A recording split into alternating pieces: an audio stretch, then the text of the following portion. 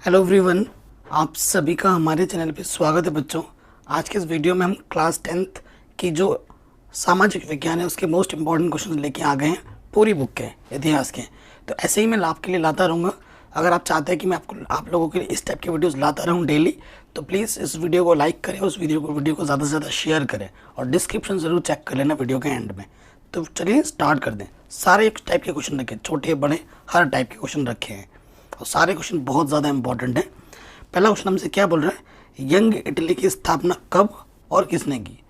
तो बच्चों, young Italy की जो स्थापना है ना, मैथ्सिनी ने की थी 1832 ईस्वी में। ठीक है, मैथ्सिनी ने 1832 ईस्वी में यंग इटली की स्थापना की थी। अगला क्वेश्चन है, इटली का राष्ट्रीय एकीकरण कब पूरा हुआ था। तो 20 सितंबर 1870 ईस्वी को इटली का राष्ट्रीय एकीकरण पूरा हुआ था। ये बहुत इंपॉर्टेंट क्वेश्चन है जो कि बार बार पूछे जाते हैं। नेक्स्ट, विलियम प्रथम कौन था।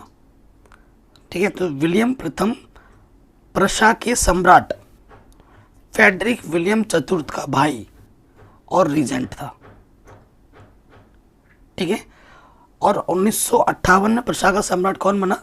सन 1858 में वह प्रशा और बाद में जर्मन साम्राज्य का सम्राट बना। ठीक है, 1858 में प्रशा का बना और उसके बाद में जर्मन साम्राज्य का वो सम्राट बना था। अस्टरेनन कौन था, उसने राष्ट्र की व्याख्या कैसे की। तो अस्टरेनन एक फ्रांसीसी दार्शनिक था। इसने 1882 ईस्वी में सोबोन विश्वविद्यालय में एक व्याख्यान में राष्ट्र के सही अर्थ को स्पष्ट किया कि राष्ट्र जो होता है ना, सम्मान, भाषा, नस्ल, धर्म या क्षेत्र तक सीमित नहीं है। एक राष्ट्र लंबे प्रयासों, त्याग, निष्ठा, चरम बिंदु का एक प्रतीक होता है। जैसे हमारे भारतवर्ष की बात कर ली जाए, भारत देश की बात कर ली जाए, हमें कई सौ साल लग गए। पहले हम मुगलों के गुलाम रहे, उसके बाद फिर हम अंग्रेजों ने गुलामी की। इन सबसे आगे चलकर, इन सबसे लड़कर, कई लोगों के बलिदान को पाकर हमें हमारा भारत देश मिला। ठीक है, जिसमें गौरवशाली अतीत, महान पुरुषों के नाम और योगदान शामिल होता है। अतः यह वह सामाजिक पूंजी है जो एक राष्ट्रीय विचार पर आधारित होता है। ठीक है, तो अर्नेस्ट कौन थे, एक फ्रांसीसी दार्शनिक थे और उन्होंने ये राष्ट्र की व्याख्या दी जो कि जबरदस्त थी। इटली का राष्ट्रीय एकीकरण कब पूरा हुआ था। तो 20 सितंबर 1870 को इटली का राष्ट्रीय एकीकरण पूरा हुआ था। ठीक है, फिर बोल रहा है विलियम प्रथम कौन था, 1858 में प्रशा का सम्राट कौन बना।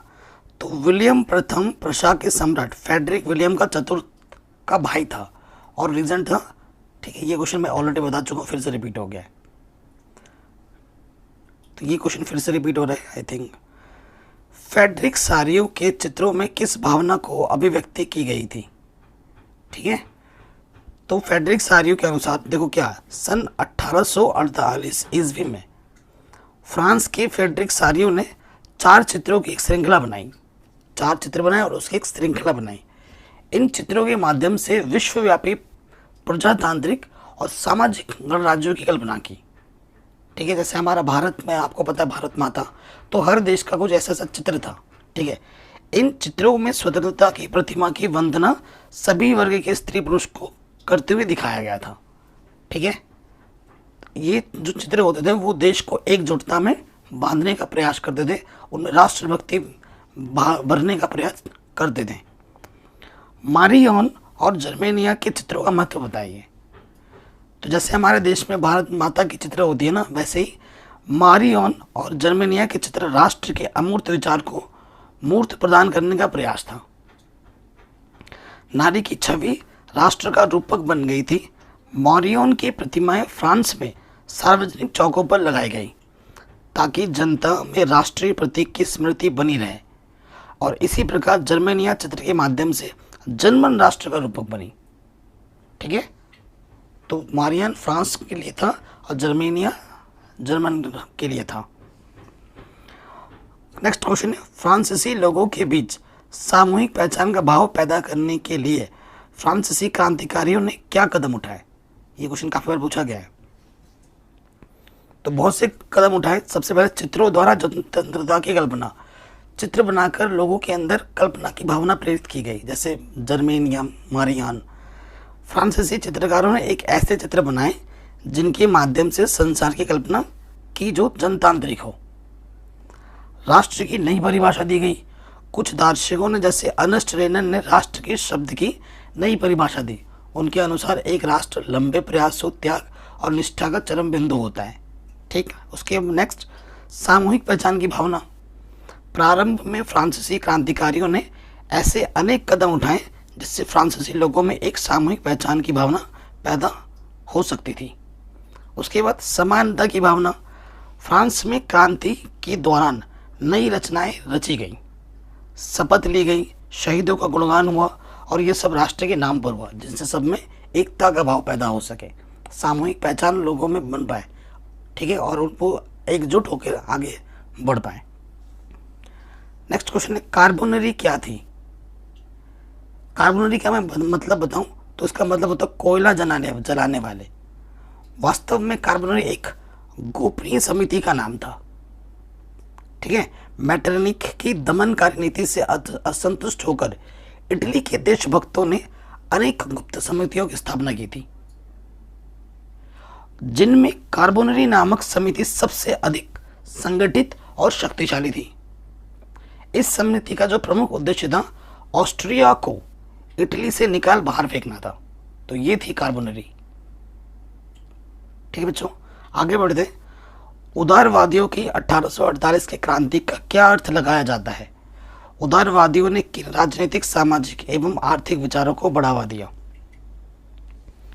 तो उदारवादियों ने 1848 ईस्वी की क्रांति का अर्थ लगाया गया राजतंत्र के स्थान पर लोकतंत्र और गणराज्य की स्थापना, गरीबी, बेरोजगारी, भूखमरी से पीड़ित किसान, मजदूर, विद्रोही की मांगों को पूरा करने के लिए सार्वजनिक मताधिकार पर आधारित जनप्रतिनिधि का निर्माण किया गया, सभाओं का निर्माण किया गया और यूरोप में स्वतंत्र राष्ट्र के निर्माण की मांग की ओर आगे बढ़ने लगे।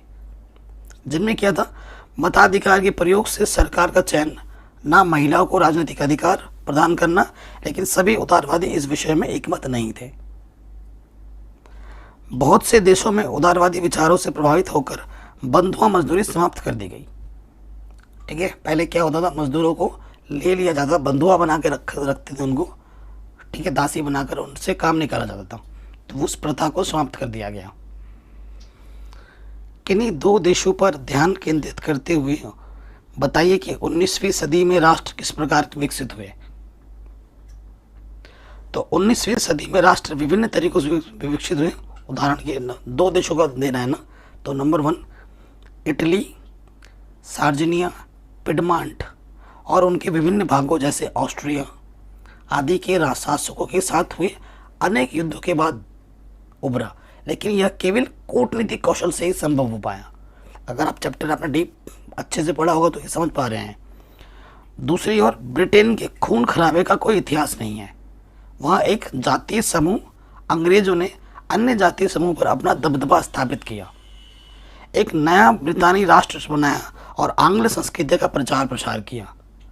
नए ब्रिटेन के प्रतीक चिन्हों, झंडा और राष्ट्रगान को खूब बढ़ावा दिया गया। ठीक, अगला क्वेश्चन है, किन्हीं दो देशों पर ध्यान केंद्रित कर बताइए 19वीं सदी में राष्ट्र किस प्रकार विकसित हुए? तो ये तो ऑलरेडी फिर से आ गया है, रिपीट हो रहा है।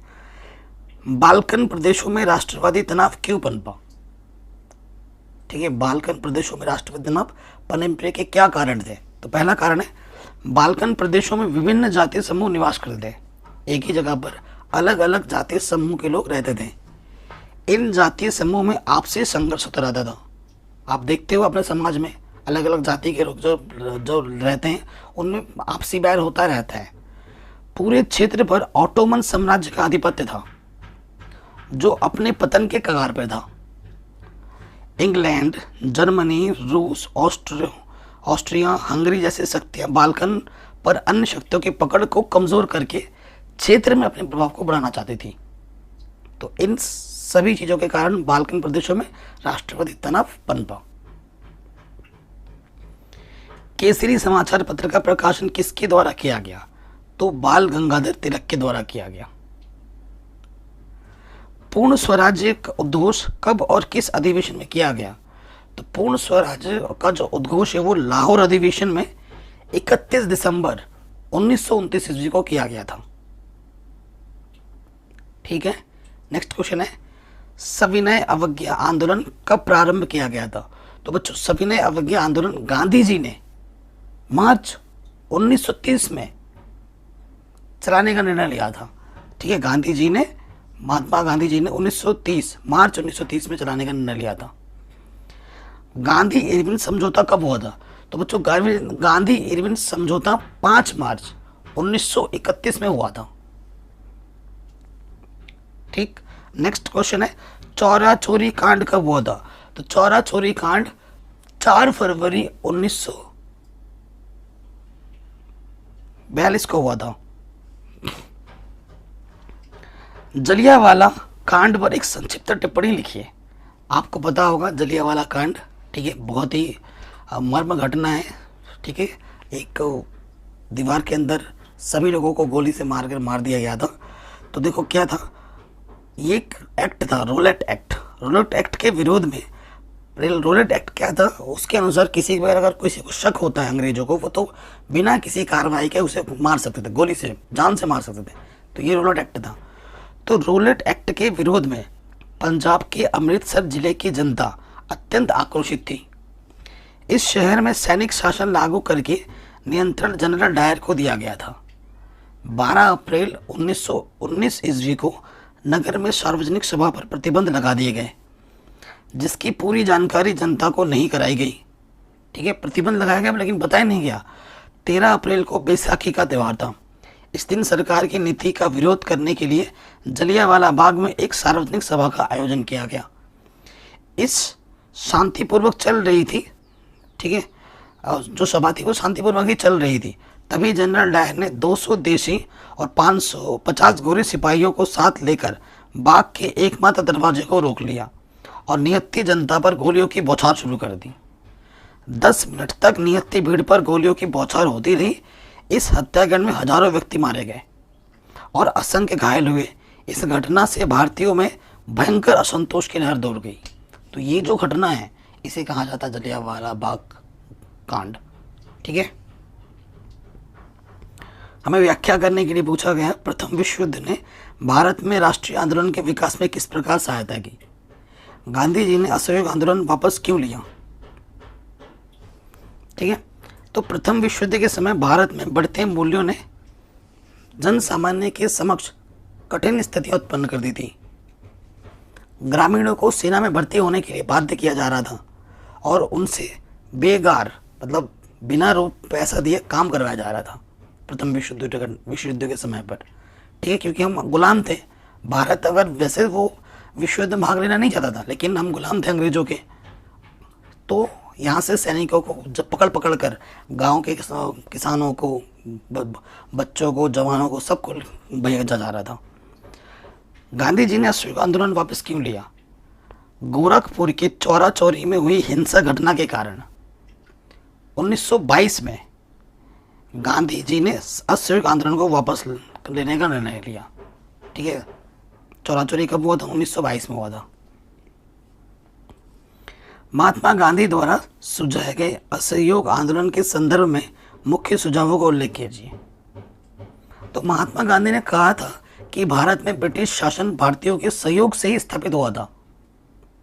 ठीक है, भारतीयों ने ही उनको बढ़ावा दिया, तभी वो आए थे और यह शासन इसी सहयोग के कारण चल पा रहा था।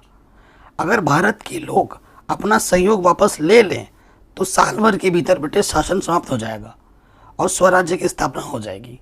ये गांधी जी का मानना था। ठीक, नमक यात्रा उपनिवेशवाद के खिलाफ प्रतिरोध का एक असरदार प्रतीक थी, स्पष्ट कीजिए। ठीक है, जो नमक यात्रा थी 31 जनवरी 1930 ईस्वी को गांधी जी ने वायसराय इरविन को एक खत लिखा। इस खत में उन्होंने 11 मांगों का उल्लेख किया था। 11 मांग थी उनकी। इनमें से कुछ सामान्य मांग थी, जबकि कुछ मांगे उद्योगपतियों से लेकर किसानों तक विभिन्न वर्गों से जुड़ी हुई थी। गांधी जी ने इन मांगों के माध्यम से समाज के सभी वर्गों को अपने साथ जोड़ना चाहते थे ताकि सभी उनके अभियान में शामिल हो सके, छोटे से लेकर बड़े लोग तक। ठीक है, इनमें से सर्वाधिक प्रमुख मांग नमक कर को समाप्त करने की थी। नमक जो हम खाते हैं ना, उस पर भी टैक्स लगा हुआ था, कर, हिंदी में कर बोलते हैं, तो उसको हटाने की मांग थी। ठीक है, सफलतापूर्वक नमक यात्रा निकालकर गांधी जी ने औपनिवेशिक निकिता सरकार को अपने सत्याग्रह के तरीके से उत्तर दिया। मतलब जो नमक यात्रा थी, उन्होंने एक आंदोलन टाइप किया जिससे वो एकदम, जिसमें मारधाड़ कुछ नहीं, एकदम साफ तरीके से। ठीक है, नमक यात्रा वास्तव में उपनिवेशवाद के विरुद्ध प्रतिरोध का एक सबसे बड़ा प्रतीक थी। ठीक है, तो उनके खिलाफ ये जो करने का ये लाभ मिला हमें। भारत में प्रथम विश्व युद्ध के दौरान उत्पन्न हुई नई आर्थिक और राजनीतिक स्थितियों की व्याख्या कीजिए। जब प्रथम विश्व युद्ध चल रहा था तो भारत में क्या आर्थिक और क्या राजनीतिक स्थितियां उत्पन्न हुई, उसको आपको बताना है। ठीक है, देखो, अगर चीज़ हमें समझ में आता है तो हम उत्तर को बढ़ा चढ़ा कर भी लिख सकते हैं, वो तो अपने पर होता है। ठीक है ना, मेन चीज़ है समझना। तो प्रथम विश्व युद्ध के कारण रक्षा व्यय में भारी वृद्धि हुई। जो रक्षा बजट होता है ना, उसके व्यय मतलब खर्चे में बहुत ज़्यादा वृद्धि हुई। इस खर्चे की भरपाई के लिए ऋण लिए गए, लोगों से पैसे लिए गए और करों में वृद्धि कर दी गई। लोगों से जो टैक्स लिया जाता है ना, उस टैक्स में बहुत बढ़ोतरी कर दी गई। सीमा शुल्क बढ़ा दिया गया। जो सीमा शुल्क होता है ना हर राज्य में, उसको बढ़ा दिया गया। आयकर लागू किया गया, जिसके कारण कीमतें तेजी से बढ़ने लगी, महंगाई बहुत ज़्यादा बढ़ गई। गांवों से सिपाहियों की जबरन भर्ती की गई, जिसमें ग्रामीण क्षेत्रों में व्यापक गुस्सा फैला। ग्रामीण से लोगों को ले जाते थे, जबरदस्ती सेना में भर्ती करते थे। इन सब कारणों से भारतीय एकजुट होने लगे और भारत में राष्ट्रवाद की भावना बढ़ने लगी। जब आप लोगों पे बहुत ज़्यादा जुल्म होगा तो आप कब तक ऐसे झेलते रहोगे? फिर आप लोग एक जगह एकजुट होकर उससे लड़ने की चेष्टा करोगे ना। तो इसी के कारण भारत में राष्ट्रवाद की भावना बढ़ने लगी। बागानी मजदूरों ने स्वराज्य के विचार को किस प्रकार समझा, स्पष्ट कीजिए। तो बागानी मजदूर मतलब विशेषकर असम के बागानी मजदूर, असम राज्य। ठीक है, स्वराज्य का अर्थ अपने ही ढंग से समझा। उनके अनुसार स्वराज्य मिलने पर उनकी सभी कठिनाइयां और मुसीबत समाप्त हो जाएंगी। उनमें से कुछ बागान मजदूरों का यह विचार था कि महात्मा गांधी द्वारा लाए स्वराज्य के अंतर्गत उन्हें अपने ही गांव में खेती करने के लिए जमीन मिलेगी। कुछ बागान मजदूरों के लिए स्वराज्य से यह आशय था कि उन्हें बागान की चार दीवारी में बंद रखने की प्रथा से मुक्ति मिल जाएगी। ठीक है, इतने ठीक है, और बागान की चार दीवारी से वह जब भी चाहे आ जा सकते हैं। अब वे गांव से रहने वाले संबंधियों से संपर्क स्थापित कर सकेंगे और जब चाहे गांव जाकर उनसे मिल भी सकेंगे। तो ये चीज़ थी उनके मन में। ठीक है, चौरा चोरी घटना क्या थी आपको बताएं। जैसे जलियांवाला घटना है ना, वैसे एक घटना है चौरा चोरी। चौरा चोरी घटना जो हुई थी 4 फरवरी 1922 में हुई थी। ठीक है, चौरा चोरी घटना, चौरा चोरी उत्तर प्रदेश में गोरखपुर के पास एक कस्बा है, जहां 4 फरवरी 1922 को भारतीयों ने ब्रिटिश सरकार की एक पुलिस चौकी को आग लगा दी थी, जिसमें 22 पुलिस कर्मचारी जिंदा जलकर मर गए थे। ठीक है, इस घटना को चौरा चोरी कांड के नाम से जाना जाता है। इसके परिणाम स्वरूप गांधी जी ने कहा था कि हिंसा के कारण असहयोग आंदोलन उपयुक्त नहीं रह गया है। ठीक है, और उसे वापस ले लिया गया था। इस घटना के तुरंत बाद गांधी जी ने असहयोग आंदोलन को समाप्त करने की घोषणा कर दी। बहुत से लोगों को गांधी जी का यह निर्णय उचित नहीं लगा। ठीक है, विशेषकर क्रांतिकारियों ने इसका प्रत्यक्ष या परोक्ष विरोध भी किया। ठीक है, भारतीय अनुबंधित श्रमिक काम के लिए कहाँ जाते थे? तो भारतीय अनुबंधित श्रमिक काम के लिए कैरिबाई द्वीप समूह, जैसे कि वेस्ट इंडीज बोलते हैं ना, Trinidad, Guyana, Suriname, Mauritius, Fiji, Ceylon, यहाँ पर जाते थे, श्रीलंका में। रिंडरपेस्ट क्या है, ये क्वेश्चन बहुत पूछा जाता है। तो रिंडरपेस्ट पशुओं की एक बीमारी है जिसे मवेशी प्लेग भी कहते हैं, प्लेग, मवेशियों वाला प्लेग। ये बीमारी 1890 ईस्वी में के दशक में अफ्रीका में फैली थी।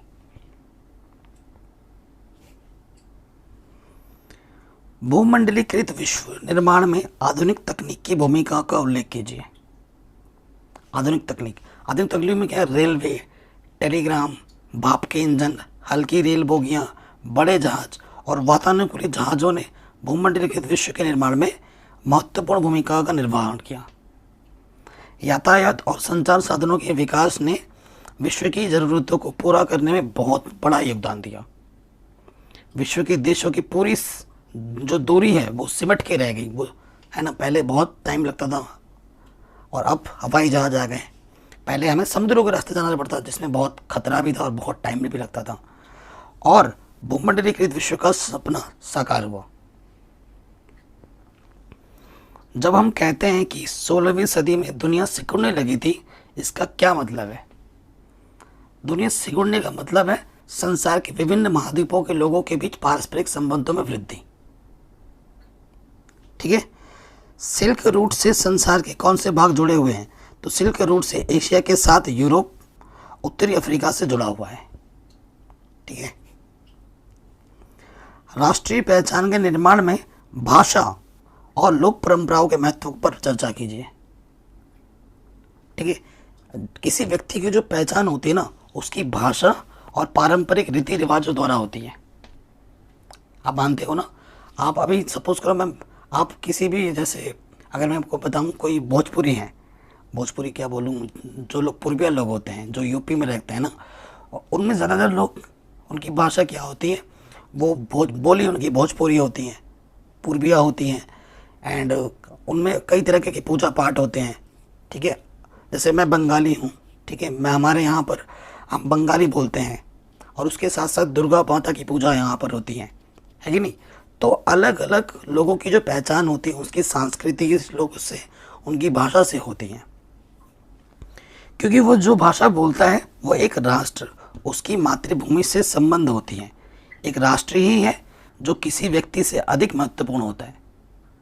तुमसे भी बड़ा तुम्हारे लिए तुम्हारा देश है, राष्ट्र है ना। साथ ही किसी भूमि या प्रदेश की भाषा और पारंपरिक रीति रिवाज दीर्घ काल में विकसित होकर स्थापित हो पाते हैं। लोग जन्म लेते हैं, मरते हैं, लेकिन भाषा और परंपराएं यथावत बनी रहती है। मैं आज हूँ, कल नहीं रहूँगा, लेकिन मेरे बाद पे मेरी भाषा रहेगी, मेरा देश रहेगा, है ना, मेरी संस्कृति रहेगी। उसको बनाने वाले लोग रहेंगे, उसको मानने वाले लोग रहेंगे। वो कभी नहीं मरती, वे सदैव जीवित रहते हैं। व्यक्ति जहाँ भी जाता है उसे पहचान देती है। ठीक है। अगला क्वेश्चन है, होशे क्या था?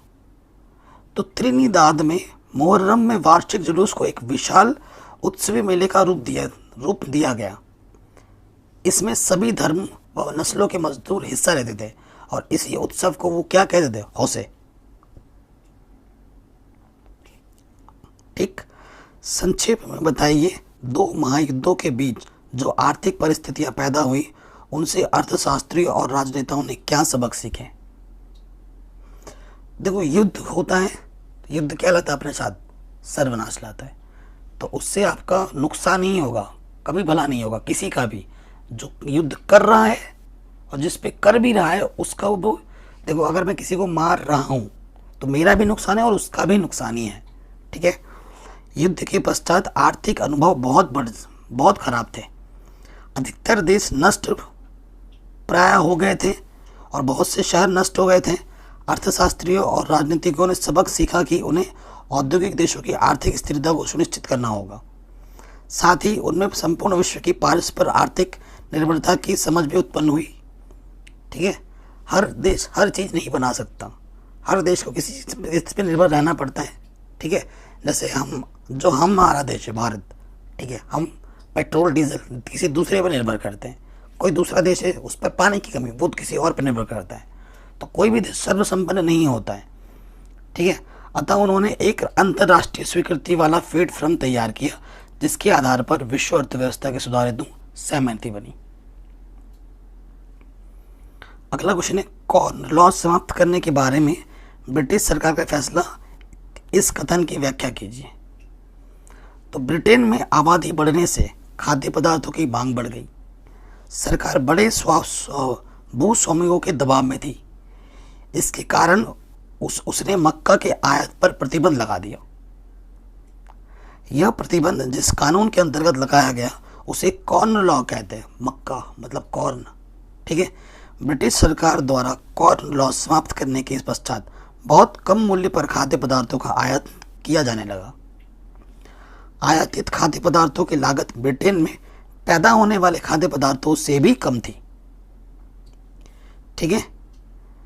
परिणाम स्वरूप ब्रिटेन के किसानों की हालत बिगड़ने लगी।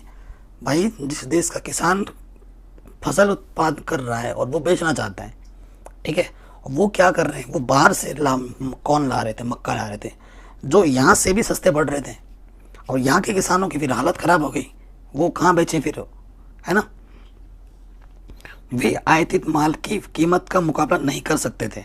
विशाल भूभाग पर कृषि कार्य बंद हो गया। हजारों लोग बेरोजगार हो गए। गांवों से उजड़कर वे या तो शहरों में या फिर अन्य देशों की ओर पलायन करने लगे। ये कारण था, ये चीजें उत्पन्न होगी कॉर्न लॉ से। रेशम मार्ग से आप क्या समझते हैं, सब विस्तार लिखिए।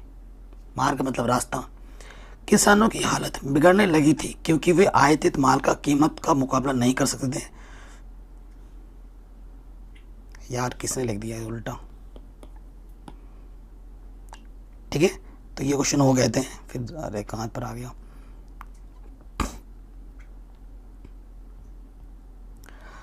औद्योगिक क्रांति सर्वप्रथम कहाँ आरंभ हुई? तो औद्योगिक क्रांति सर्वप्रथम इंग्लैंड में प्रारंभ हुई, ठीक है। फ्लाई शटल का आविष्कार कब और किसने किया? फ्लाई शटल का आविष्कार 1738 ईस्वी में जॉन की नामक व्यक्ति ने किया था, ठीक है। सेफ्टी लैम्प किसने बनाया और कब बनाया? ठीक है, तो सेफ्टी लैम्प हम्फ्री डेवी नामक वैज्ञानिक ने 1815 ईस्वी में बनाया। औद्योगिक ध्वनि प्रदूषण से क्या हानियां हैं? तो मानव की सुनने की क्षमता कम होती है। ध्वनि प्रदूषण से शरीर में अनेक रोग उत्पन्न हो जाते हैं। पूर्व औद्योगिकरण से आप क्या समझते हैं? पूर्व औद्योगिकरण का अर्थ है वह समय जब यूरोप और इंग्लैंड बड़े पैमाने पर अंतर्राष्ट्रीय बाजार के लिए माल का उत्पादन करते थे। माल मतलब उसमें कई सारे सामान आ जाते हैं, ठीक है। पूर्व औद्योगिक काल में औद्योगिक बाजार हेतु हाथों से निर्मित उत्पाद बनाए जाते थे। इस समय व्यापारियों का ध्यान गांवों की ओर केंद्रित था और अधिकाधिक उत्पादन गांवों में ही होता था, ठीक है। तो यह है पूर्व औद्योगिकरण। औद्योगिक क्रांति के प्रमुख कारण क्या थे? बहुत बार पूछा गया इस क्वेश्चन को। तो उपनिवेशों की स्थापना पहला कारण था। इसको आप बड़े अपने शब्दों में बना के भी लिख सकते हैं। वस्तुओं की मांग में वृद्धि, सस्ते श्रम की उपलब्धता, पूंजी की सुलभता, विज्ञान का विकास, चालक शक्ति का विकास, ये सभी कारण थे औद्योगिक क्रांति के लिए। औद्योगिक विकास से शहरों पर क्या प्रभाव पड़ा? तो कल कारखानों की स्थापना होने से बड़े बड़े नगरों की संख्या बढ़ने लगी और उनकी जनसंख्या में अत्यधिक वृद्धि हो गई।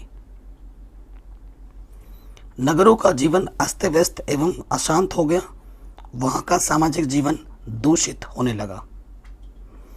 नगरों में अनेक श्रमिक बस्तियां बनने लगी और चारों ओर श्रमिकों के आंदोलन होने लगे, ठीक है।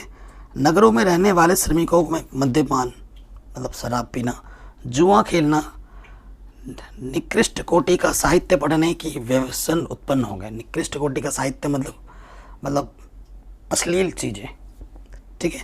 नगरों में जल प्रदूषण, वायु प्रदूषण की समस्या उत्पन्न हो गई। तो ये 7 दुष्परिणाम देखने को मिला। अब कुछ एमसीक्यू हम ले रहे हैं। इंग्लैंड में सर्वप्रथम औद्योगिक क्रांति कहाँ हुई, किस चीज में हुई? तो वस्त्र उद्योग में हुई सबसे पहली क्रांति। वे मार्ग जो न केवल एशिया के विशाल क्षेत्रों को एक दूसरे से जोड़ने का कार्य करते थे बल्कि एशिया और उत्तरी अफ्रीका को भी जोड़ते थे, वो क्या कहलाते? वो कहलाते थे रेशम मार्ग। क्या कहलाते थे वो? रेशम मार्ग। स्नीपिंग जेनी का आविष्कार किसने किया था? तो जेम्स हर ग्रिब्स ने किया था। 18वीं शताब्दी में विश्व व्यापार का सबसे बड़ा केंद्र क्या था? यूरोप। रिंडरपेस्ट नामक पशुओं की बीमारियां किस महाद्वीप में फैली थी? तो अफ्रीका में फैली थी। महात्मा गांधी दक्षिण अफ्रीका से भारत कब लौटे थे? 1915 में। भारत से विदेशों को जाने वाले अनुबंधित श्रमिक क्या कहलाते हैं? गिरमिटिया। क्या कहलाते थे? गिरमिटिया। कुस्तोनिया की संधि कब हुई थी? तो कुस्तोनिया की संधि सन 1832 ईस्वी में हुई थी। ठीक है। ऑटोमन साम्राज्य से आपका क्या तात्पर्य है? तो ऑटोमन साम्राज्य का मतलब है तुर्की का साम्राज्य। ठीक। और चोरा चोरी कांड कब हुआ था? 1922 में। ठीक है। तो आशा करता हूँ कि जितने भी क्वेश्चन मैंने अभी आपको समझाए वो आपको पसंद आए होंगे, अच्छा लगा होगा। ये तो